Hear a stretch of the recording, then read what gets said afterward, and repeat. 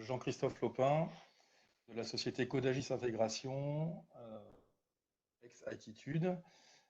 Donc pour animer notre webinaire sur le Digital Workplace, donc accompagné bien évidemment de notre partenaire stratégique Matrix 42. Je vais vous parler un petit peu du programme, si on peut passer au slide suivant.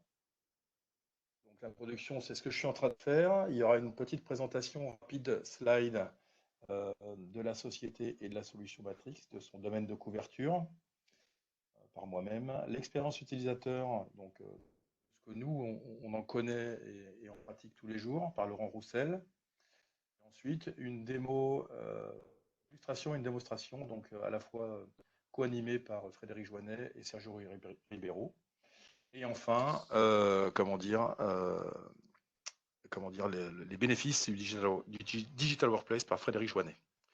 On peut garder les questions-réponses pour la fin. Vous avez un chat à disposition. Donc n'hésitez pas et nous y répondrons dans tous les cas à la fin de cette session. Très bien. Donc merci à tous. Donc une petite présentation rapide de qui on est, Attitude. Donc on est intégrateur dans les domaines de l'ITSM, de l'ITAM et de l'ITOA depuis maintenant plus de 20 ans. D'accord. Notre mission, et nous l'avons accepté, est d'accompagner les clients sur ces différentes problématiques, d'accord, pour du conseil, associé ou pas à de la vente de solutions à forte valeur ajoutée, en l'occurrence comme celle de Matrix 42. On a à notre actif à peu près 300 clients qui sont sous maintenance chez nous et qui nous font confiance maintenant depuis de longues années, d'accord, basés à Paris, à Toulouse, à Bordeaux et partout en France à travers notre équipe de consultants expérimentés, disséminés, enfin, voilà, répartis à travers toute la France. Donc, forte culture aussi de home office pour toute cette partie consulting, de télétravail, qui nous anime depuis maintenant de quelques années. Donc quelques domaines d'intervention, pour tout ce qui est serveur, data center, bien évidemment les problématiques ITSM, helpdesk, service desk, tout ce qui est utile, de la partie supervision, gestion de sécurité, gestion de poste de travail, gestion technique, inventaire, télédistribution, de l'analytics bien évidemment. On ne peut pas aujourd'hui ne pas prendre en compte la partie mobilité et enfin, bien évidemment, la partie expérience utilisateur qui est une des parties de notre webinaire d'aujourd'hui. Voilà, nous intervenons sur tous ces domaines à travers différentes manières. Matrix 42, donc Matrix 42 est un éditeur allemand. Si on peut passer, voilà. Donc, qui existe depuis maintenant depuis 25 ans. C'est une société qui innove depuis tant d'années dans le digital workplace en tous les cas. Plus de 500 employés répartis à travers le monde, une forte présence européenne. Environ 5000 clients, d'accord, et 5000 clients qui renouvellent leur confiance systématiquement, en sachant qu'il y a un taux de reconduction aujourd'hui de 99% en 2019. Ça va être reconduit, j'espère, en 2020, enfin, par les efforts, on va dire, de tous. Et plus de 6 millions de périphériques gérés au final, d'accord, donc ce qui amène au final à une forte croissance de revenus logiciels depuis quelques années, hein, et notamment en France. Le Matrix 42 s'appuie sur un réseau de partenaires, dont Codagis Intégration, qui est forte part dans leur réseau de partenaires. Quelques références développées conjointement, donc vous pourrez, voilà, donc ça, des références France, hein, bien évidemment, qui depuis quelques années, que nous avons développées sur tout secteur d'activité, hein, que ce soit du public, du privé certes, mais aussi voilà, du service, de la grande distrib, de l'industrie, et toute taille de société, hein, donc des sociétés de moyenne taille jusqu'à des sociétés de grande taille. Notre actif. L'offre de Matrix se décompose en 4 grandes parties. Donc 4 grandes parties, dont une est l'Unify Endpoint, le fameux UEM, hein, qui permet aujourd'hui de faire de la gestion technique, hein, de tout ce qui est poste de travail, mais pas uniquement, hein, aussi bien évidemment de tout ce qui est mobile, device. Une partie service management, donc, qui regroupe l'offre ITSM avec le catalogue de services, self-service, avec tout ce qui correspond au process et au workflow intégré. Une partie endpoint security sur la partie donc gestion de patch, gestion de conformité, antivirus aussi de nouvelle génération. Et enfin, associé à cette plateforme, du software asset management avec l'intégration d'un catalogue, le LIS, avec plus de 2 millions de signatures qui permet de consolider et de faire une véritable gestion de software asset management. Donc une offre certes modulaire, mais qui, juste un petit peu trop vite, excuse-moi Bérangère. Donc une offre certes modulaire, mais qui aujourd'hui est se compose certes de 4 parties, mais qui est au final intégrée dans une seule et même solution. Là, c'est l'intégrateur qui parle. Il n'y a pas meilleure solution plus intégrée sur le marché qui réunifie à la fois le endpoint, le service, la partie sécurité conformité et la partie software asset management. Laurent, je te repasse la main pour la partie expérience utilisateur. Merci Jean-Christophe, bonjour à tous, Laurent Roussel, je suis account manager chez Codagis Intégration. Alors, avant je dirais de voir tout ce qui est proposition Codagis et Matrix 42, on va d'abord passer à quelques définitions. Donc la définition de ce qu'est l'expérience utilisateur. Alors l'expérience utilisateur a été définie de différentes manières. En substance, l'expérience utilisateur, c'est l'interaction d'un utilisateur avec un dispositif, qu'il soit digital ou non. Donc on peut imaginer des salles de réunion, des bureaux physiques, globalement les locaux et matériels de l'entreprise, plus l'ensemble des outils numériques. Donc c'est ça l'expérience utilisateur de manière globale telle qu'elle peut être définie. Bien évidemment, aujourd'hui, on va se concentrer sur toute la partie digitale, hein, c'est ce qui nous intéresse, avec différents facteurs qui vont influencer l'expérience utilisateur digitale. Alors on va en retrouver plusieurs. Ça passe par le matériel, la qualité du device, je dirais la rapidité et sa stabilité, sa conformité. Alors le device, ça peut être un PC, un mobile, une tablette, peu importe. Et puis l'ensemble des applications auxquelles l'utilisateur va accéder. Alors il y a différents types d'applications. Il y a bien évidemment les applications métiers, cœur de production. L'ensemble des outils de productivité et de collaboration. On a vu bien évidemment ces dernières semaines l'importance des outils de collaboration avec des Teams, des Zooms, l'accès à des portails d'information et de contenu. Et puis il y a le sujet du jour, il y a la Digital Workplace qui permet d'accéder à différents process IT ou non IT dans l'entreprise. Alors, on va se concentrer juste après sur le sujet. Il y a d'autres compléments également qui vont influencer sur, je dirais, le niveau de qualité de l'expérience utilisateur. C'est également l'accès Internet, la capacité qu'a l'utilisateur à naviguer de manière véloce, très rapide. Et puis aussi une sécurité adaptée à l'utilisateur et à son métier. Sans de contraintes apparentes. C'est toujours le mix entre la sécurité et, je dirais, la capacité de l'utilisateur à travailler dans de bonnes conditions. Alors, on va ensuite définir sur le slide suivant ce qu'est une Digital Workplace. Donc, c'est un environnement de travail comme votre bureau physique ou votre salle de réunion, mais dans une dimension numérique.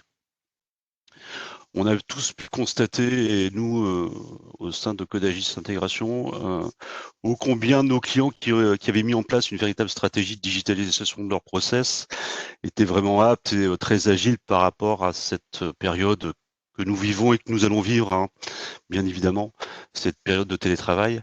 Ça, on a pu le constater et c'est vrai que certains clients étaient bien plus matures et bien plus prêts pour, je dirais, encaisser cette période. Alors, nous, ce qu'on considère, afin de construire une digital workplace, on doit adopter une démarche, une démarche qui va inclure l'ensemble des parties prenantes.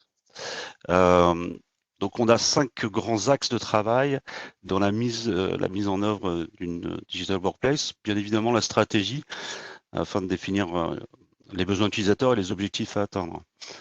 Fini le temps où on bâtissait au niveau de l'IT seuls ces projets et on les déposait sur le bureau des utilisateurs et des métiers. Aujourd'hui, les métiers sont très moteurs, très proactifs dans la digitalisation de leurs process. On a bon nombre de nos clients, DSI, qui nous disent voilà, les métiers poussent, il faut que je sois en capacité d'offrir ça à mes métiers. Et ça, c'est une tendance qui est très, très active. Au-delà de la partie IT, c'est vrai que la partie métier fait partie maintenant intégrante de l'ensemble des appels d'offres et cahiers des charges que nous recevons. Donc naturellement derrière on va avoir la partie définition du contenu, de la structure. Alors structure point à pas minimiser. Parce que c'est fort, je dirais, il y a quand même, sur la partie modélisation des workflows et je dirais l'enchaînement des écrans, il y a quand même une charge non négligeable pardon, qui fera derrière la réussite de votre projet. Et puis ensuite, il y a la partie squelette et design.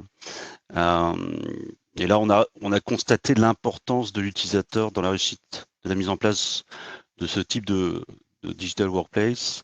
Aujourd'hui, on va le voir sur le slide suivant, les projets réussis ont placé l'utilisateur au sein des projets. Ce qu'on appelle user-centric, bien évidemment. On le voit, et ça c'est une tendance très forte, où les utilisateurs sont en amont des projets, même en amont des sélections des produits, ou participent également à la sélection des outils. Donc effectivement, nous, on constate que dans les soutenances, dans les appels d'offres, les utilisateurs, les key users sont intégrés sur le choix des outils, sur des ateliers de design ou de think design, tout dépend comment on les appelle, permettant en amont d'intégrer l'utilisateur et qui veut faire que derrière, l'adhésion va être très forte de vos utilisateurs à cette démarche. On parlait des key users qui vont vous accompagner en amont pendant le projet, mais bien évidemment après sur de la remontée d'informations qui vont permettre d'avoir une amélioration continue de vos process, de l'ergonomie et bien évidemment au bout du bout maximiser le contentement, la satisfaction de l'utilisateur face à l'expérience qu'il vit. Donc je dirais conclusion autour de tout ça, c'est le user au sein de vos projets. C'est incontournable aujourd'hui. On va l'illustrer avec Frédéric juste après, au travers de différents exemples, et avec Sergio également. Mais bon, voilà, ce qu'on retient aujourd'hui de notre expérience en tant que client, en tant que fournisseur de solutions de digital workplace, c'est que vraiment les clients sont placés au cœur des préoccupations. Voilà pour moi. Frédéric, je te laisse la main pour illustrer tout ça, s'il te plaît.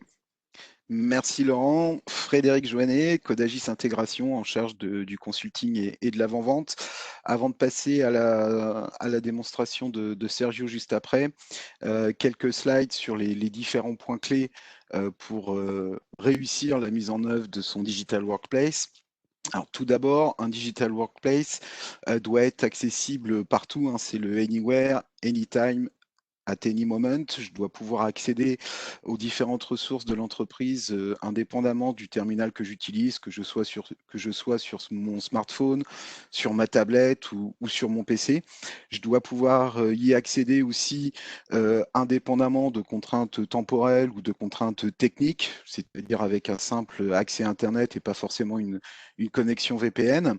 Un digital workplace réussi, c'est aussi mettre à disposition différents outils pour mon back-office, donc pour mes techniciens IT, pour pouvoir leur permettre, à partir d'un incident, de faire une prise de main, d'automatiser un déverrouillage de compte. Ça, c'est un exemple qu'on a souvent, des utilisateurs qui oublient leur compte. Donc ça, c'est des tâches répétitives sans valeur ajoutée pour les équipes IT.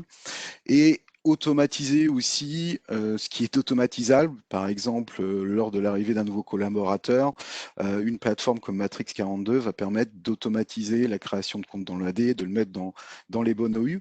Et puis je vais pouvoir aussi interagir avec le poste de mon client en par exemple faisant un déploiement à la demande à partir d'un incident. Et puis, le Digital Workplace doit permettre aussi au back-office de contextualiser un incident, c'est-à-dire d'avoir toutes les informations pertinentes concernant cet utilisateur, quel est le ressenti de cet utilisateur vis-à-vis de la qualité de service qui m'est proposée par l'IT.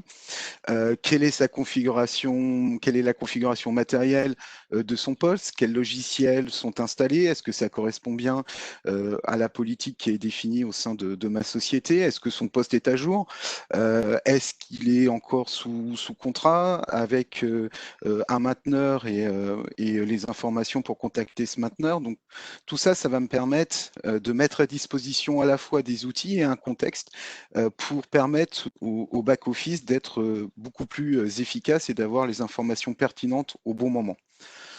Donc ça, Sergio vous le montrera beaucoup mieux dans la démo juste après, mais l'un des points forts de Matrix 42, c'est permettre justement d'accéder rapidement à des actions qu'on va pouvoir déclencher sur les postes, comme par exemple déverrouiller le compte, établir une connexion à distance, réinstaller l'ordinateur, et tout ça en restant dans ma gestion des incidents. Le Digital Workplace, c'est pas seulement pour l'IT, c'est-à-dire qu'un Digital Workplace réussi doit permettre de centraliser la demande utilisateur, qu'elle soit à destination de l'IT ou à destination d'autres équipes métiers, les ressources humaines ou les services généraux, par exemple. Au travers de ce que je vais proposer à mon utilisateur, je vais lui permettre d'avoir un point d'entrée unique pour faire une demande de mage, donc quelque chose qui va être à destination des ressources humaines ou des services généraux, de pouvoir remplacer une lampe, de pouvoir commander un nouveau mobile, de pouvoir demander l'installation d'un soft. Donc au travers de ce que je vais amener à mon utilisateur en termes de portage, je vais dedans recenser l'ensemble des besoins qu'il va avoir, qu'elles soient à destination de mes équipes IT ou à destination d'autres équipes métiers, donc d'avoir une solution transverse à tous les métiers. Un digital workplace, pour qu'il soit aussi réussi, il faut que l'utilisateur trouve une valeur ajoutée à utiliser le portail qui est mis à disposition. Une valeur ajoutée, ça va être par exemple lorsqu'il fait une demande d'un nouveau logiciel. On va pouvoir automatiser le déploiement de ce logiciel sur le poste après, bien évidemment, validation lorsque c'est requis, sans qu'il n'y ait une action humaine qui soit requise. Donc là, un gain de temps et d'efficacité à la fois pour les équipes IT qui n'ont pas à agir sur ce type de demande, mais aussi vis-à-vis de l'utilisateur qui n'a pas à attendre que quelqu'un prenne la main sur le poste pour lui installer son logiciel.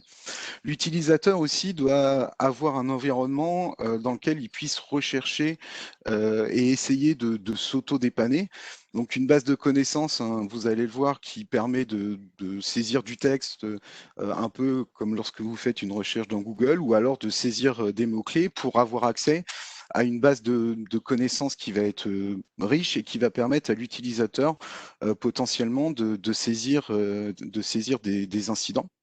Et puis aussi, on va essayer d'amener un contexte à l'utilisateur en lui suggérant des connaissances en fonction de la nature de l'incident. Donc ça, même chose, on est toujours dans l'esprit de contextualiser vis-à-vis de l'utilisateur les informations en fonction de sa problématique. Et puis on peut aussi se servir de ce point d'entrée pour avoir des liens. Alors, vers des bases de connaissances externes, mais ça peut être aussi vers des liens vers d'autres outils afin que l'utilisateur garde toujours un point d'accès central et la possibilité d'aller chercher des informations dans des outils tiers si c'est nécessaire. Et puis, bien évidemment, le catalogue de services que l'on va mettre à disposition de l'utilisateur, il doit être ergonomique, il doit pouvoir permettre à l'utilisateur de gérer tout type, de saisir tout type de demande à destination de l'IT ou des ressources humaines. L'interface doit être intuitive et ergonomique. On est dans une époque où les utilisateurs hein, sont habitués à utiliser l'outil digital pour passer des commandes sur un Amazon, pour communiquer via un Facebook ou un Twitter. Et Matrix 42 a vraiment mis l'accent sur cette ergonomie. On va retrouver une notion de panier. Donc, je vais passer une commande, je vais mettre ce que je souhaite commander dans mon panier. Je vais pouvoir suivre en temps réel l'état d'avancement de la commande. Donc là, Même chose, on amène un contexte et une information à l'utilisateur pour qu'il soit au courant en temps réel de l'avancée de sa demande ou du traitement de son incident.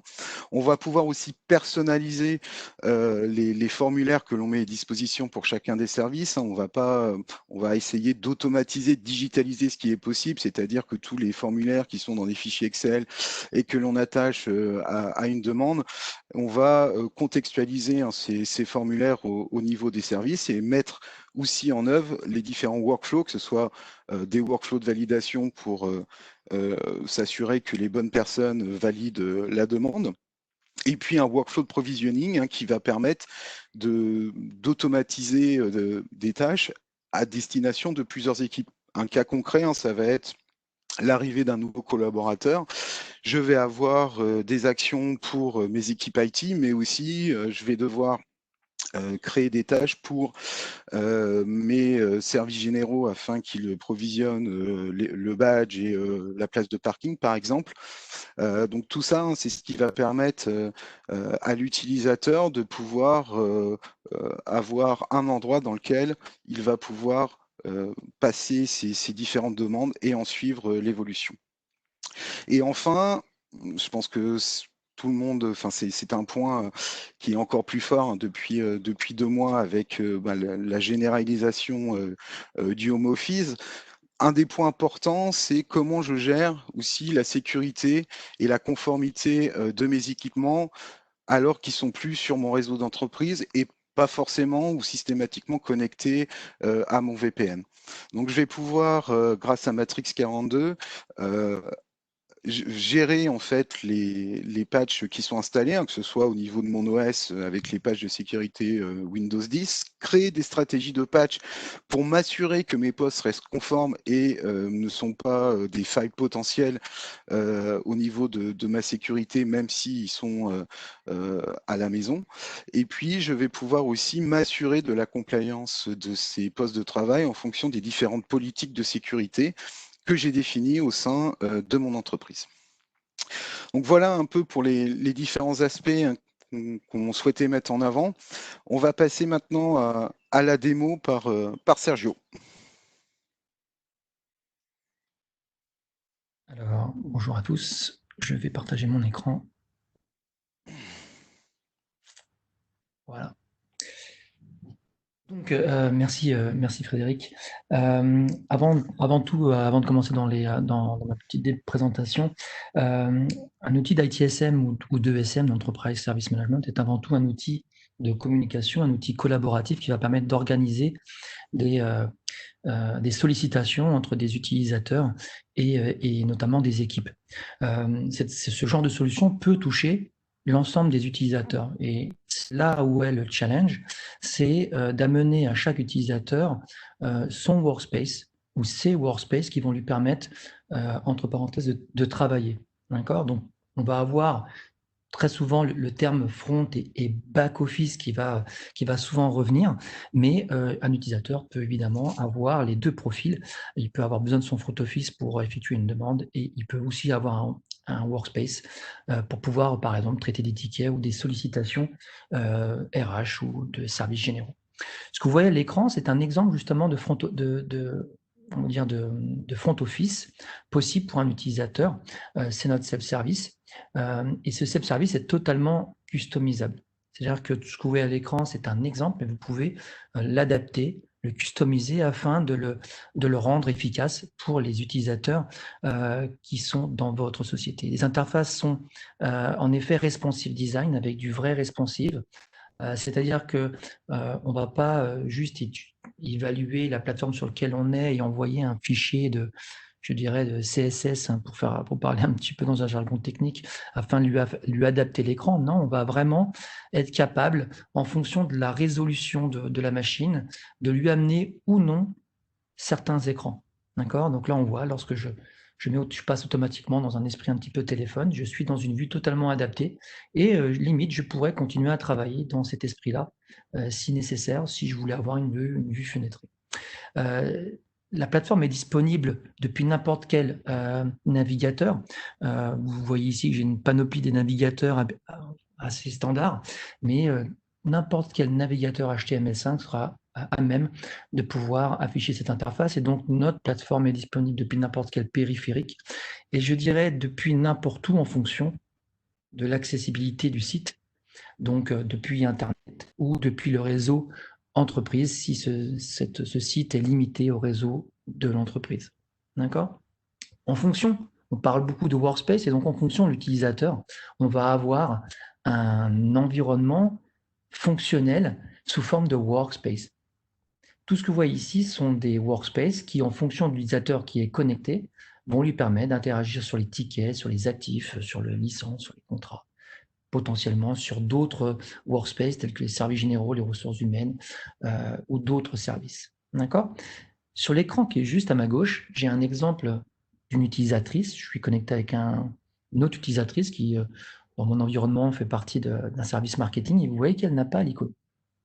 C'est-à-dire que le minimum pour un utilisateur de la société, c'est le front office, et c'est par défaut ce qu'on peut voir, par exemple, à l'écran. D'accord ? Donc, on va pouvoir évidemment communiquer, c'est assez important vu le contexte actuel, communiquer avec l'utilisateur afin de le tenir au courant un petit peu des nouveaux services disponibles ou potentiellement des nouvelles mesures qui sont effectuées, voire de certaines pannes, si ça peut être important. On va pouvoir communiquer avec des nouveaux services qui seront disponibles dans le catalogue, on va le voir un petit peu tout à l'heure, et on va lui proposer justement de solliciter des services. Solliciter, créer des tickets, IT, mais pourquoi pas RH, pourquoi pas services généraux et pourquoi pas pour d'autres départements qui peuvent avoir besoin de ce genre d'outils. L'utilisateur pourra donc utiliser ce portail pour solliciter, mais aussi pour les suivre l'ensemble des sollicitations et de ses commandes. Donc, le côté un petit peu sollicitation ici, comme on peut le voir, Maria a déjà un ticket qui a été ouvert apparemment sur un incident SAP, mais elle pourrait très facilement aller solliciter un autre service, voilà, pour indiquer qu'elle a un problème. D'accord ? Donc avec un formulaire totalement customisable qui va s'adapter aussi en fonction de la catégorie RH, services généraux, IT, qui peut poser différentes questions. D'ailleurs, certains mots-clés peuvent générer en effet l'affichage de certains articles de base de connaissances qui vont permettre à Maria, entre parenthèses, de se dépanner d'elle-même. D'accord ? Donc là, on voit bien la possibilité d'afficher des articles directement à Maria si elle, en fonction des mots-clés qu'elle peut saisir dans la description de son incident, de la description détaillée, mais pourquoi pas aussi de la catégorie. Donc c'est un petit peu le côté sollicitation. Évidemment, un des gros challenges aussi des solutions ITSM d'aujourd'hui, c'est le catalogue de services, puisque ça va être, entre parenthèses, la vitrine de l'ensemble des services que vous pouvez mettre à disposition pour vos utilisateurs. Donc, on va avoir ici la possibilité d'avoir accès à ce catalogue. Chez Matrice 42, ce catalogue ressemble énormément à un portail e-commerce, d'accord, puisque c'est le genre d'interface que les clients ont l'habitude aujourd'hui d'avoir. Et donc, on va retrouver la possibilité de mettre des services en vedette, de permettre à l'utilisateur de visualiser les services qu'il a récemment consultés, d'avoir évidemment une catégorisation de l'ensemble des services et des tuiles, puisque c'est un petit peu le mode de fonctionnement de la plupart de ce genre d'outils, des tuiles qui vont permettre à l'utilisateur de sélectionner le type du périphérique. Donc, on va avoir évidemment des choses qui sont très orientées IT. Donc, on va avoir la possibilité de l'utilisateur de communiquer avec lui sur l'ensemble de services et de lui permettre de mettre les services dans un panier afin de commander ce service et ensuite d'avoir donc un workflow d'approbation qui va permettre d'approuver ou non le service demandé et un workflow, je dirais, de livraison, qui va permettre d'aller jusqu'à une automatisation du delivery de ce qui a été demandé. Donc, par exemple, si je prends sur un logiciel, ça pourrait être l'installation automatique d'une application qui a été demandée. Pour la fourniture, par exemple, d'un périphérique, d'une machine à café, par exemple ici, ça pourrait être le fait d'affecter un périphérique qui fait partie du stock, d'accord, ou pourquoi pas, tout simplement, si je suis sur l'iPad, par exemple, ça sera par exemple de demander d'effectuer la demande de commande de cet iPad Pro pour l'utilisateur. D'accord ? Donc là, très facilement, si Maria demande un iPad, elle va passer dans un esprit un petit peu justement en commande, c'est en attente d'approbation, et donc là, dans son portail. Elle va recevoir évidemment des emails, mais elle va aussi pouvoir suivre l'avancement, entre parenthèses, de sa commande, mais aussi, encore une fois, de ses tickets. D'accord?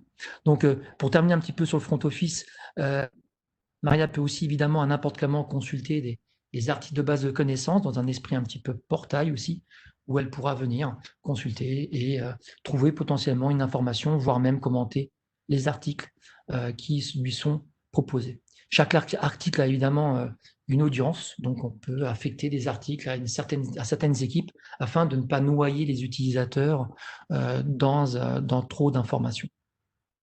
Donc ça, c'est un petit peu le front office. Encore une fois, c'est totalement customisable. Il y a un point très important sur ce front office, c'est que l'utilisateur va donc avoir, au fur et à mesure, des affectations de tickets. Donc, il va pouvoir suivre l'ensemble des tickets qui lui sont affectés, mais il va aussi avoir son propre environnement.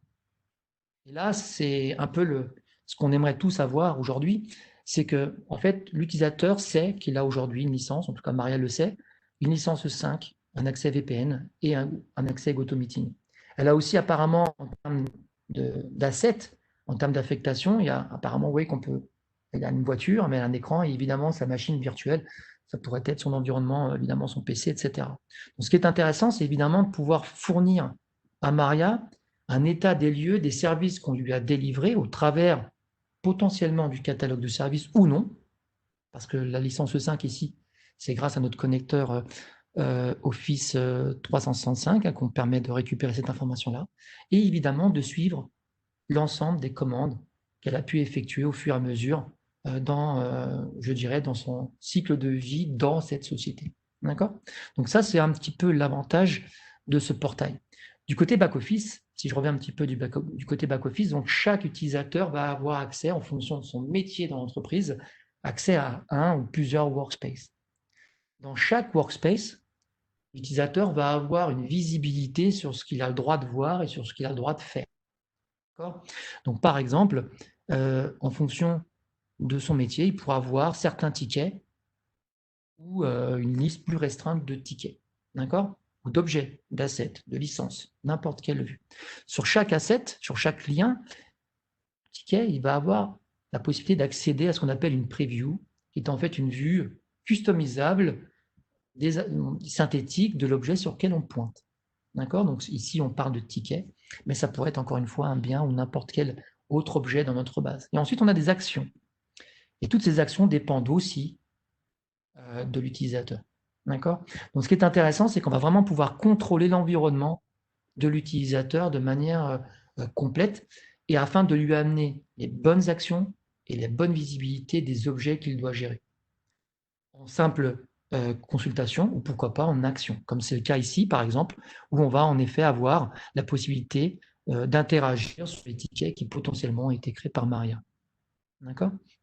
Donc si on regarde un petit peu les actions possibles, c'est ce qu'indiquait un petit peu tout à l'heure Frédéric dans sa présentation, du ticketing, c'est assez habituel, on va s'affecter des tickets, on va les transférer à d'autres équipes, on va les mettre en pause, on va les fermer, donc des actions assez habituelles.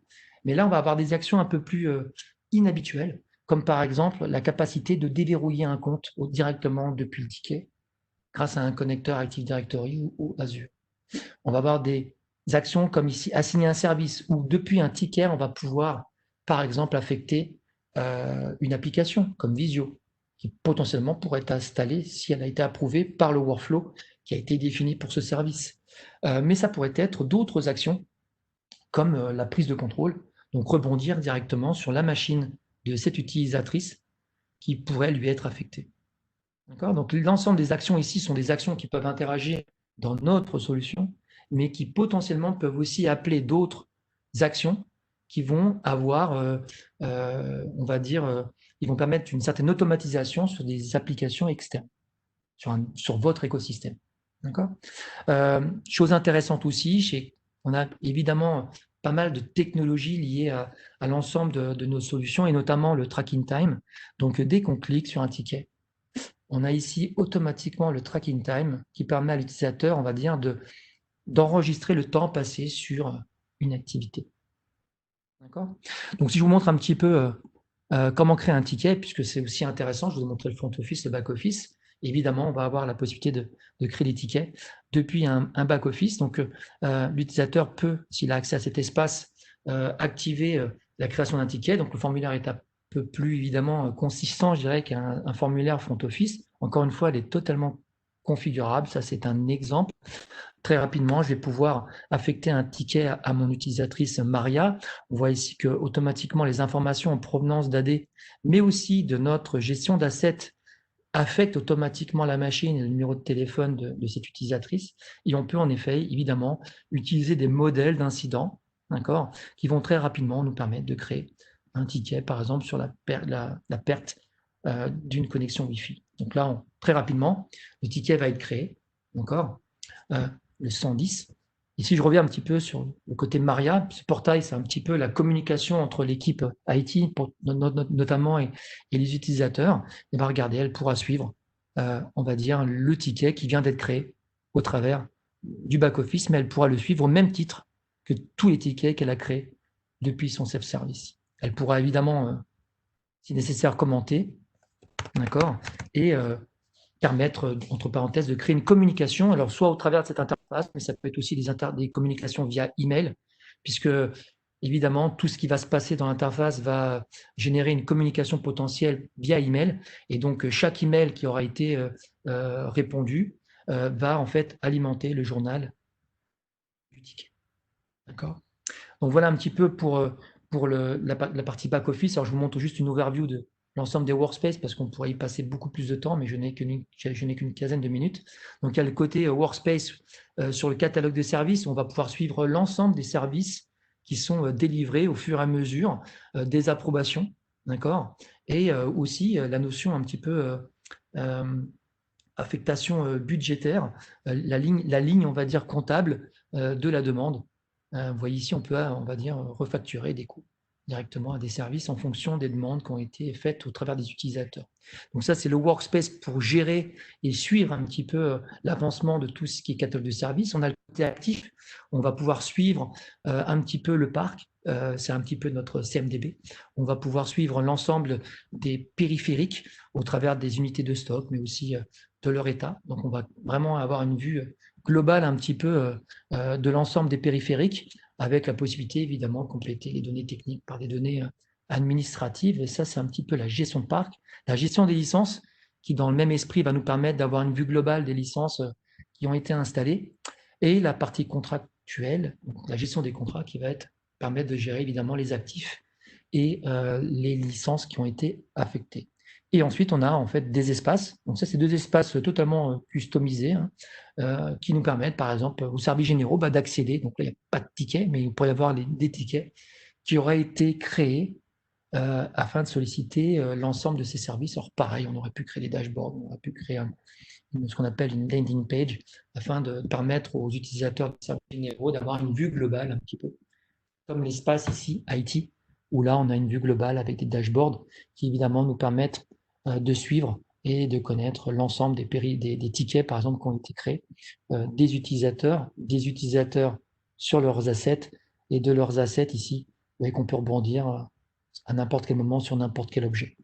Donc, c'est un peu l'avantage de notre solution pour finir, c'est que l'ensemble des équipes vont avoir leur propre workspace, vont travailler sur leur propre espace de travail, vont collaborer avec leur équipe, mais leurs données, les actions qu'ils vont réaliser sur les tickets, sur les assets, pourraient être potentiellement partagées avec d'autres équipes, puisque vous avez vu, sur un ticket, on peut interagir sur un utilisateur. Donc là, par exemple, sur ce ticket, je sais que c'est Maria, mais Maria, je peux connaître l'ensemble des licences qu'elle pourrait utiliser ou l'ensemble des périphériques qu'elle a actuellement à son actif. D'accord ? Donc voilà pour cette présentation. Frédéric, je te repasse la main. Ouais, merci beaucoup Sergio. Alors, je vais repartager le contenu. Tac, voilà. Donc juste pour terminer, avant de passer à la session des questions-réponses, si on fait un peu le bilan de ce qu'on s'est dit et de ce qu'a montré Sergio, un digital workplace réussi va en termes de bénéfices, vous permettre d'avoir une productivité, une efficacité accrue. Hein, c'est ce qu'on a vu, le fait d'automatiser les différents services qui sont automatisables va permettre à la fois aux équipes d'être plus efficaces et aussi de fournir une meilleure qualité de service. Donc ça, c'est quelque chose qu'on va pouvoir mesurer et pouvoir offrir à nos utilisateurs une qualité de service qui va être accrue. Et puis de développer aussi la culture collaborative en mettant à disposition un endroit où l'ensemble des collaborateurs va pouvoir échanger au-delà du fait simplement de soumettre ses incidents et ses demandes, mais aussi pouvoir échanger sur et commenter les articles de base de connaissances, de pouvoir avoir en temps réel une visu sur ce qui se passe au sein de l'entreprise. Et enfin, donc, si vous avez des questions, c'est le moment. Je vais reprendre la main, Frédéric, parce qu'il y a eu effectivement pas mal de questions sur le chat. Donc des questions qui sont liées principalement des questions techniques, des questions orientées plutôt éditeurs. Donc je vais essayer d'y répondre à tout le monde. Donc effectivement, première question, est-ce qu'on est obligé d'avoir un VPN pour pouvoir accéder à la solution? Alors non, pas du tout, hein. La solution est accessible de n'importe quel poste, de n'importe quel mobile à partir du moment où on a une connexion Internet. D'accord? Et de la même façon, la solution, en cas de demande d'un logiciel, peut aussi télédistribuer ce logiciel à travers Internet, sans forcément avoir besoin de toute une infrastructure derrière pour accéder au poste et ou au mobile. Que propose la solution en termes de conformité? Donc, différentes choses sont proposées par la solution. Des informations concernant les postes de travail et serveurs remontent dans la console, ce qui permet derrière d'avoir des résultats d'inventaire qui permettent de créer des tableaux de bord de conformité. Pas uniquement de l'information qui remonte, aussi de la possibilité ensuite d'interagir avec le poste, hein, et notamment sur une des parties de la conformité, de pouvoir gérer une gestion de patch, hein, de tous ces postes de travail. SSM dans ma société, est-il possible de télédistribuer en automatique? Alors, effectivement, donc comme je vous l'ai dit au tout début de la présentation, hein, même si Matrix 42 aujourd'hui propose une solution UEM, hein, donc complètement intégrée à tous les écrans qu'on vient de montrer, il est évident que dans certaines sociétés, quand on met uniquement la partie catalogue de services, portail ou ne serait-ce que la partie ITSM, des sociétés sont déjà équipées d'Airsoft SCCM et le connecteur vers SCCM est natif. Donc oui, on peut télédistribuer et piloter de la télédistribution vers SCCM. Question.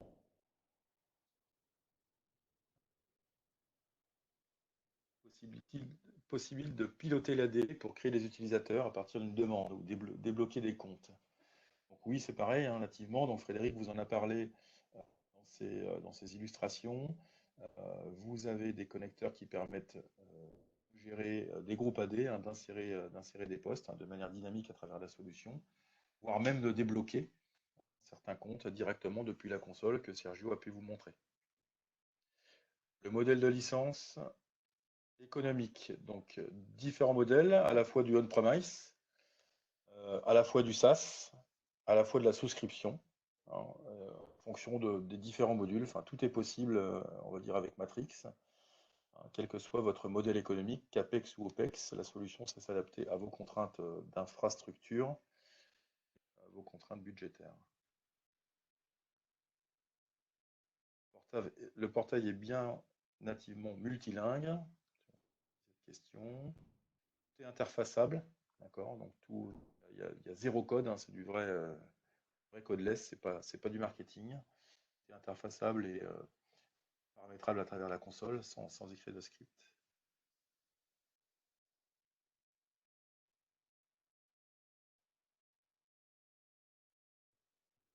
Alors, est-ce qu'il est nécessaire d'avoir nécessairement un agent sur le poste de travail?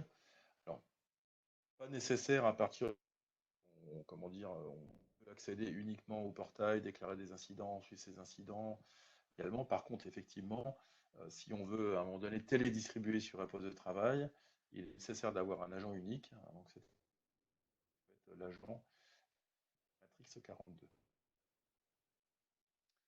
Est-il possible de générer un ticket à partir d'un email? Oui, de différentes, hein. Portail également.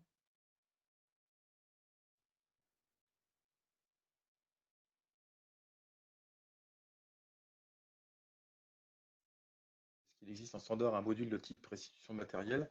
Donc effectivement, la solution propose on va dire de l'asset management avec un out of the box très, très utilisable dès l'installation. Et il y a donc un modèle, un template natif pour la partie restitution de matériel.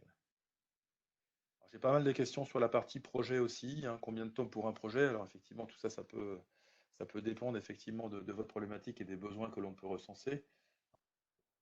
Après, en tous les cas, je demanderai à mes équipes de vous rappeler pour étudier ça de manière un peu plus approfondie. Maintenant, ce qu'il faut savoir, c'est que la solution Matrix 42 est très facilement prendre en main, hein, donc ce n'est pas forcément beaucoup de jours d'intégration, c'est plutôt des jours d'accompagnement pour bien définir votre besoin, bien le cadrer. Et ensuite, la mise en place de la solution, elle est très simple, hein, car elle est très bien pensée dans l'ensemble des modules, avec un out of the box qui est très pertinent, où on a juste à intégrer, on va dire, ces modèles, on va dire, ces données, pour être très facilement utilisables et très facilement personnalisables, hein, par n'importe quel administrateur.